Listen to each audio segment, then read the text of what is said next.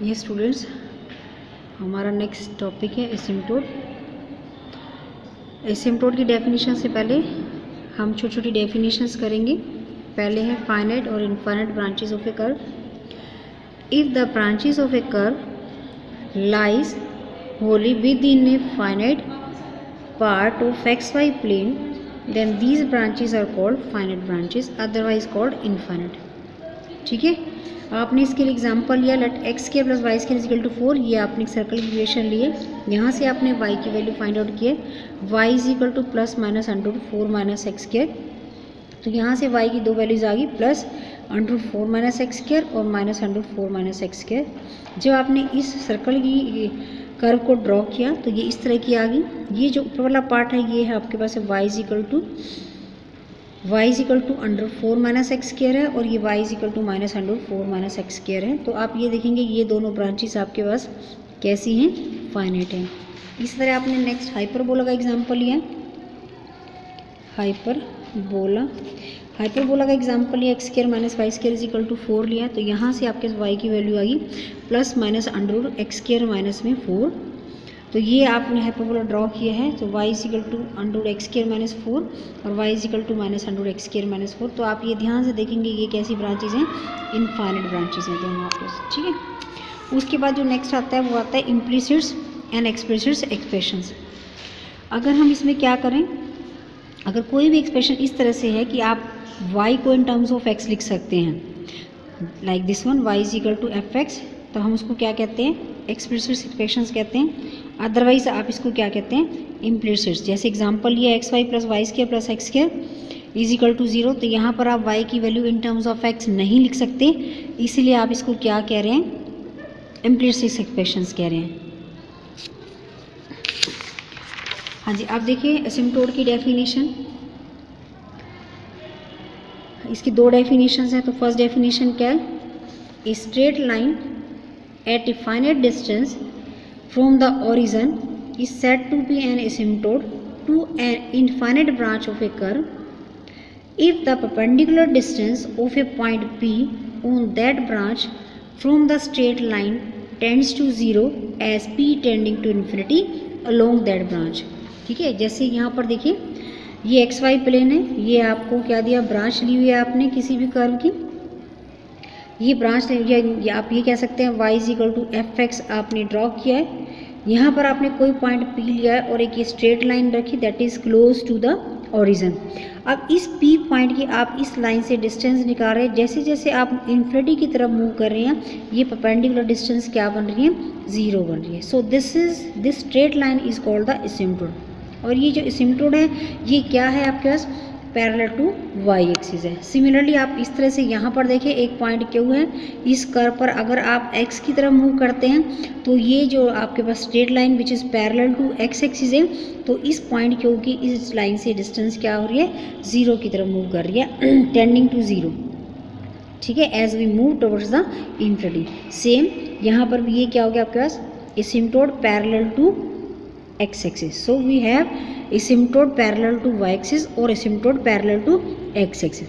इसी तरह आपके पास नेक्स्ट डेफिनेशन है, लिमिटिंग वाली डेफिनेशन है, definition 2, an asymptote to an infinite branch of a curve is the limiting position of the tangent whose point of contact tends to infinity along the branch but which itself remains at a finite distance from the origin.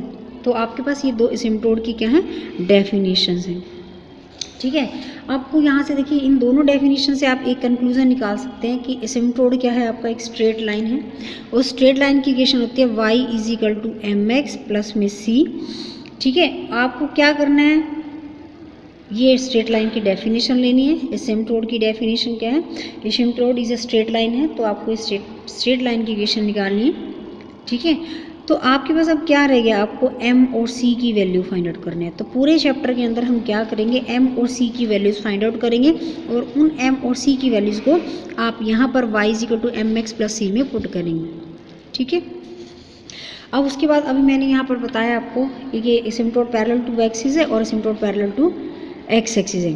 तो आप देखेंगे asymptote parallel to y axis ये क्या है, vertical asymptote है, और asymptote parallel to x axis ये क्या है, हॉरिजॉन्टल एसिम्प्टोट है। ठीक है, तो हम इनको क्या कहते हैं, horizontal and vertical asymptote. Horizontal और वर्टिकल एसिम्प्टोट आप कैसे फाइंड आउट करेंगे? सबसे पहले तो आप किसके ले रहे हैं, एक्सप्लिसिट्स के लिए ले रहे हैं, एक्सप्लिसिट्स के लिए। ठीक है, तो सबसे पहले आपने क्या लिया है यहाँ पर, द एसिम्प्टोट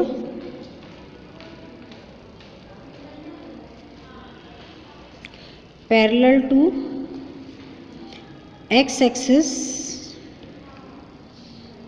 और called horizontal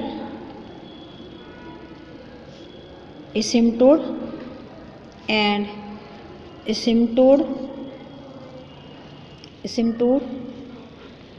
parallel to y axis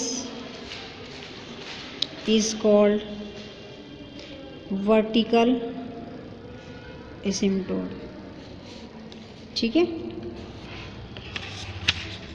हाँ जी, ए लाइन, इसी में next point, A line y is equal to b is a horizontal asymptote to a curve y is equal to fx if either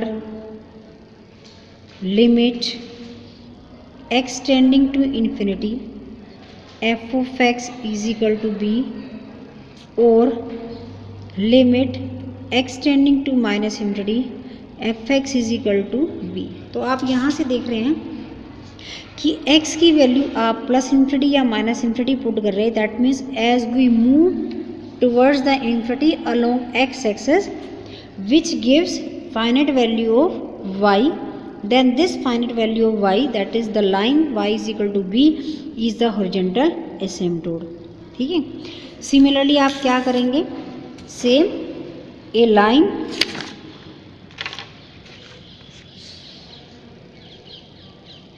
line x is equal to a is a vertical asymptote of a curve if either limit x tending to a plus f of x is equal to plus minus infinity or limit x tending to a minus F x, ये आप कौन सी ले रहे हैं, right hand limit, this is left hand limit, is equal to plus minus infinity.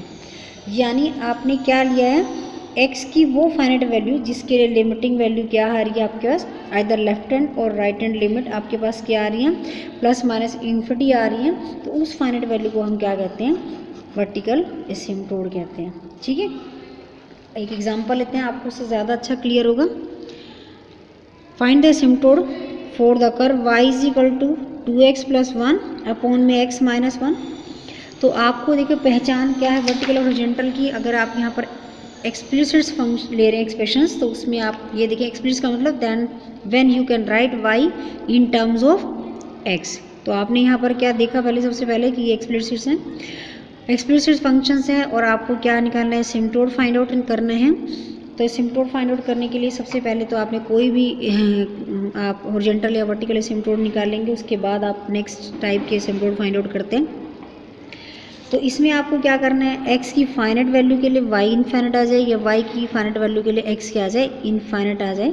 तो आपको इस तरह से एसिम्प्टोट फाइंड आउट करने होते हैं। तो आप सबसे पहले तो आप यहाँ से देखें, ये पावर सेम है, पहचान बता रही, तो आप यहाँ से x कॉमन निकालेंगे, नोमिनेटर में से भी और डिनोमिनेटर में से 2 प्लस 1 बाई एक्स अपॉन में 1 x कॉमन आया, 1 माइनस 1 बाई एक्स।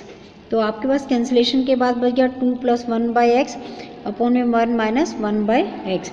अब आप क्या ले लें, limit x tending to either plus infinity और minus infinity y is equal to limit x tending to plus minus infinity 2 plus 1 by x upon में 1 minus 1 by x. अब यहाँ पर आप प्लस माइनस इन्फिनिटी अगर पुट करते हैं तो ये दोनों टर्म्स क्या बन जाएंगे 0 and you are left with 2। यहाँ पर ये क्या है एफ एक्स है, ठीक है। So we get y is equal to 2।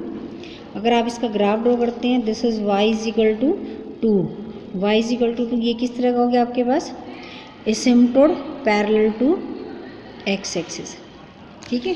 Thank you.